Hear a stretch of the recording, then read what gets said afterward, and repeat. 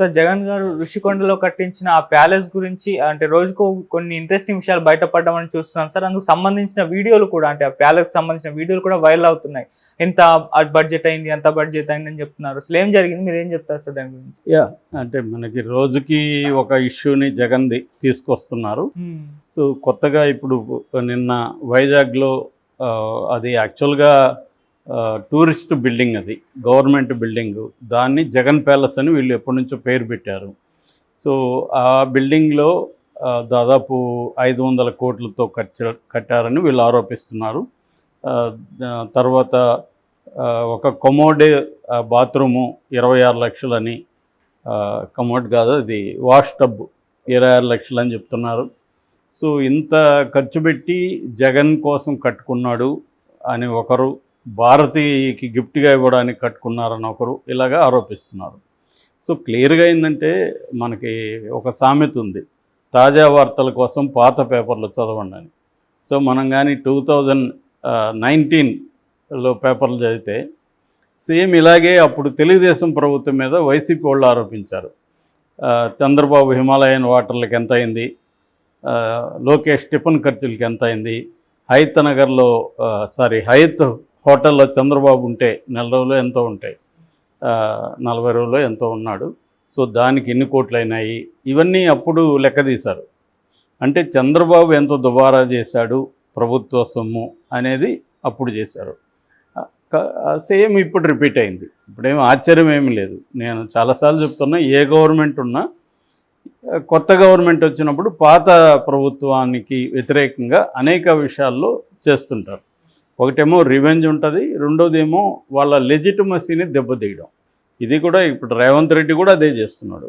కేసీఆర్కి ఒక లెజిటిమసీ ఉంది, అంటే కేసీఆర్ తెలంగాణకి అభివృద్ధి చేశాడు, లేకపోతే కేసీఆర్ ముద్ర తెలంగాణ మీద ఉంది. దీన్ని చెడిపేయడానికి కోసం రేవంత్ రెడ్డి తీవ్ర ప్రయత్నాలు చేస్తున్నాడు. అందుకని ఆయన తీసుకొచ్చిన టీఎస్ని మార్చడం, ఆ తర్వాత సాంగ్ని కొత్తదిగా పెట్టడం, తర్వాత ముద్ర మార్చడం, ఇలాగ మొత్తం ఆయన ముద్ర ఏదీ లేదు. ప్రగతి భవన్, నిజానికి ప్రగతి భవన్ పేర్లు ఏం తప్పు లేదు కదా, ప్రోగ్రెసివ్ బిల్డింగ్, దాన్ని పీపుల్స్ బిల్డింగ్ మార్చింది ఏం లేదు ఆయన. కాకపోతే ఏంటంటే ఆయన ముద్ర ఉండకూడదు, ఇది కేసీఆర్ది అని ఉండకూడదు అనేది ఆయన ఉద్దేశం. అది నిజానికి మూర్ఖత్వం తప్ప ఏం లేదు. ఎందుకంటే అట్లేదో నువ్వు బిల్డింగ్ల పేర్లో ఇంకోటో మారిస్తే కేసీఆర్ ముద్ర తెలంగాణ మీద చెడిపోదు, కానీ ట్రై చేస్తుంటారు ప్రతి ఒక్కరు. అట్లాగే ఇప్పుడు జగన్ ప్రభుత్వం ఉన్నప్పుడు ఏం చేసింది, చంద్రన్న కానుక, చంద్రన్న ఎక్స్ట్రా అవన్నీ మార్చేసి జగనన్న ఎక్స్ట్రా పెట్టారు. సో ఇప్పుడు చంద్రబాబు వచ్చి అదే చేస్తున్నాడు. జగనన్న అనే పేరు ఉండకూడదు, జగన్ లెజిటిమసీ ఉండకూడదు, జగన్ దుర్వినియోగం చేశాడు చూడండి అని ఇవన్నీ చూపించడం. అలాగే నిన్న ఆయన భీమిలి ఎమ్మెల్యే గంటా శ్రీనివాసరావు మీడియా వాళ్ళని తీసుకెళ్ళి చూపించాడు. దుబారా అక్కడ లేదంటే ఖచ్చితంగా ఉంది. ఎందుకంటే అంతంత కాస్టు పెట్టి టూరిస్ట్ బిల్డింగ్లు కట్టాల్సిన అవసరం లేదు, కానీ పెట్టారు. మామూలుగా ప్రతి గవర్నమెంట్ కూడా ప్రజాధనాన్ని రకరకాల పద్ధతిలో దుర్వినియోగం చేస్తుంటుంది. ఈ దుర్వినియోగం అనేది మామూలుగా అయితే బయటికి రాదు. ఇప్పుడు ఎందుకు వస్తుందంటే వీళ్ళిద్దరి మధ్య రైవల్రీ వల్ల మనకి తెలుస్తాయి. ప్రజలకి ఏం తెలుస్తుంది, ఏ పార్టీ అధికారంలో ఉన్నా ఈ దుర్వినియోగం జరుగుతుంది అనేది తెలుస్తుంది. అది మంచిదే, తెలియడం ఖచ్చితంగా అవసరం. ఎప్పుడైనా ఇప్పుడు అది టూరిస్ట్ భవన్, అదేమి జగన్ ప్యాలెస్ కాదు వీళ్ళు చెప్తున్నట్టు, కానీ వీళ్ళు కొద్దిగా ఎక్స్ట్రా చేసి దాన్ని జగన్ కోసం వాడుకోవడం కోసం అంటున్నారు. జగన్ కోసం వాడుకోవడం అంటే రేపు పొద్దున ఓడిపోతే జగన్కి తెలీదా ఇది ప్రభుత్వ బిల్డింగ్ కదా, మళ్ళీ వాళ్ళు వసూలు చేసుకుంటారని జగన్కి తెలీదా?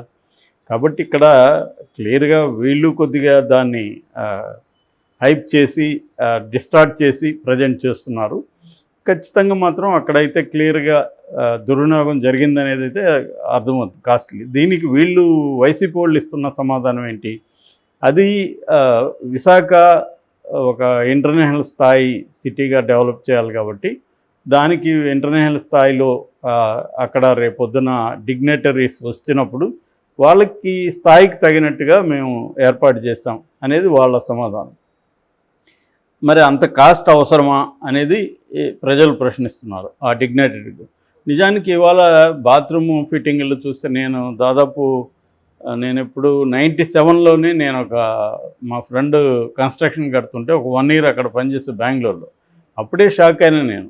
అంటే బాత్రూమ్ ఫిట్టింగ్స్ ఇవన్నీ ఎంతెంత కాస్ట్ ఉన్నాయి అని. అంటే మనకేందంటే అల్ట్రా రిచ్ కోసం ప్రతిదీ మనం ఊహించని కాస్ట్లో ఉంది. ఇప్పుడు మన పవన్ కళ్యాణ్కి సురేఖ గారు పెన్ ఇచ్చారు. ఆ పెన్ ఖరీదంతా దాదాపు 3 లక్షలు.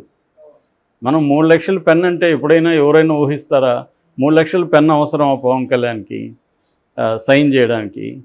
అంటే ఆ స్థాయిలో డబ్బు ఉంది, సో నేను ఖర్చు పెడతాను, నీకేంటి ప్రాబ్లం అన్న ఒక జనరేషన్ ఇవాళ పెరిగింది. సో ఆ మధ్య ఆమె కవిత వాచ్ కట్టుకుంటే TV9లో అడిగారు వాచ్ ఎంత అంటే 20 lakhs అని. ఎందుకు మీకంటే నా ఇష్టం, నేను కొనుక్కోగలుగుతాను, కొనుక్కుంటా అంది. అట్లాగే ఈ మధ్య అంతా కూడా మనం ఇంటర్నెట్లో గూగుల్లో కొడితే రామ్ చరణ్ వాచెస్ అని కొట్టినాం అనుకో, విపరీతమైన కాస్ట్లీ వాచెస్ అంతా కోట్లు ఉంటాయి ఒక్కొక్క వాచ్. సో ఇలాగా ఏముందంటే అల్ట్రా రిచ్ అనేదానికి ఇవాళ బాత్రూమ్ ఫిట్టింగ్స్ అనే కాదు, ఏ వస్తువు అయినా కూడా బ్యాగులు కావచ్చు, షర్ట్ కావచ్చు, ఇప్పుడు మనకి నాగార్జున షర్ట్ ఎంత అని కొట్టామనుకో అవి లక్షలు వస్తాయి. అంటే ప్రతి ఐటము మనం ఊహించినంత ధర ఉంది ఇవాళ. అంటే దాని ఫంక్షనల్ వాల్యూ వేరు, యూటిలిటీ వేరు, దానికి ఉండే కన్జ్యూమర్ గూడ్స్కి ఉండే ప్రిస్టేజ్ వాల్యూ వేరు. వీళ్ళు ఇంత కాస్ట్లీ అనేది ఇంపార్టెంట్ అక్కడ. సో ఆ బ్రాండ్కి ఇవన్నీ అవసరం. సో అట్లా ఇవాళ మన నిత్య జీవితంలో వాడే ప్రతి ఐటము అంత కాస్ట్లీ ఉంది. కాబట్టి అదేదో వీళ్ళు ఇది చేస్తున్నారు, కానీ బాత్రూమ్ ఫిట్టింగ్స్ అంత కాస్ట్లీ ఉండడం పెద్ద విషయం అయితే కాదు. మామూలుగా ఇది రియల్ ఎస్టేట్ వాళ్ళందరికీ తెలుసు, వాళ్ళ బిల్డర్స్కి అందరికీ ఈ విషయాలు తెలుసు, ఎందుకంటే వాళ్ళు వేస్తున్నారు. కాకపోతే ఏంటంటే దుర్వినియోగం జరిగి ఉంటే ఖచ్చితంగా దాని మీద కమిటీ వేయాలి, ఎందుకు ఇంత ఖర్చు పెట్టారనేది నిలదీయాల్సిన అవసరం ఉంది, అది ప్రజలకు తెలియాల్సిన ఉంది. మరి ఇక్కడ క్వశ్చన్ ఏంటంటే గతంలో తెలుగుదేశం కూడా ఇలాగే వ్యవహరించింది కదా, దానికి సంబంధించి ఇప్పుడున్న పారదర్శకంగా కూటమి ప్రభుత్వం ఉంటుందా, కూటమి ప్రభుత్వం బిహేవ్ చేస్తుందా అంటే నాకు డౌటే. మళ్ళీ వైసీపీ వస్తే మళ్ళీ ఇదే విధంగా వాళ్ళు కూడా చేస్తారు. చంద్రబాబు పీరియడ్లో ఈ బాత్రూమో లేకపోతే ఇంకొకటో దేనికి ఖర్చు అయింది అనేది వాళ్ళు చెప్తారు. సో ఇలా చెప్పడం వల్ల ప్రజలకు మంచిది ఫైనల్గా, ఎందుకంటే ఇద్దరు కూడా ఎలా ఖర్చు పెడుతుంటుంది గవర్నమెంట్ అనేది మనకు తెలుస్తుంది. సో మామూలుగా ఇప్పుడు వీళ్ళు మనకి ఈ హాస్పిటల్స్ తీసుకున్నా లేకపోతే స్టార్ హోటల్స్ తీసుకున్నా విపరీతమైన కాస్ట్ అనేది లైఫ్లో పెరిగిపోయింది మనకి. ఎందుకంటే అటువంటి ఖర్చు పెట్టగలిగిన ఒక పాపులేషన్ ఇండియాలో ఉంది, అల్ట్రా రిచ్ అనే పాపులేషన్ ఉంది. లాంగ్ బ్యాకే బిల్ గేట్స్ వచ్చినప్పుడే లాంగ్ బ్యాక్ 20 ఏళ్ళకు ముందే ఒక ఫిష్ ఖరీదు, అంటే ఒక ఫిష్ వంటకం ఖరీదు 1000 రూపాయలు ఉంది, ఇట్లాంటివి తినే బ్యాచ్ ఉన్నారు అనేవాళ్ళు అప్పట్లోనే 10-15 ఏళ్ళకు ముందే. ఇవాళ అది మామూలు హోటల్లో కూడా నీకు ఫిష్ ఖరీదు అంత ఉండేవి వచ్చేసాయి. సో అలాగే అంటే ఒక రకంగా ఏంటంటే ఇది ఇండియాలో ఉండే ఒక విపరీతమైన రిచ్ సెక్షన్ని మనకి తెలియజేస్తుంది ఈ కాస్ట్ ఇదంతా చూసినప్పుడు. అయితే ఒక గవర్నమెంట్గా జగన్ అక్కడ అంత ఖర్చు పెట్టడం అవసరమా, అది ఎట్లాగో తను ఉండడానికి కోసమే పెట్టుకున్నాడు అనేది వీళ్ళ విమర్శ. వీళ్ళేమో అది మేము ఉండడానికి పెట్టుకున్నది కాదు, అన్ని గదులు మాకెందుకు, అది టూరిస్టు బిల్డింగు, దానికి వేరే గవర్నమెంట్లు ఏ వచ్చినా కూడా వాడుకుంటారనేది దాంతోనే అక్కడ ఆ స్థాయికి కావాలని చేశారు. ఇది వైజాగ్ బ్రాండ్ని దెబ్బతీయడం కోసం తెలుగుదేశం ఎప్పటి నుంచో కూడా రకరకాల పద్ధతుల్లో ట్రై చేస్తుంది. ఎకనామిక్ క్యాపిటల్ అని 95లోనే చంద్రబాబు అన్నాడు, కానీ వైజాగ్ మీద ఎప్పుడు కూడా చంద్రబాబుకి ఇంట్రెస్ట్ లేదు. అతనంతా కూడా అమరావతి ల్యాండ్ స్కాము, తన మనుషులంతా ల్యాండ్ గురించి ఇక్కడే డెవలప్ చేస్తున్నాడు, మేము మల్టిపుల్గా డెవలప్ చేద్దాం అనుకున్నామని వీళ్ళు చెప్తున్నారు. కానీ ఏదేమైనా వైసీపీ ఆర్గ్యుమెంట్లో పెద్ద బలం కనబడట్లేదు. ఎందుకు అంత ఖర్చు పెట్టారని చెప్పడానికి వాళ్ళు చెప్తున్న లాజిక్లు కన్విన్సింగ్గా లేవు కామన్ పీపుల్కి. అందుకని మీరు మెసేజెస్ కింద కామెంట్స్ అవన్నీ చూస్తే చాలా యాంటీగానే ఉన్నాయి.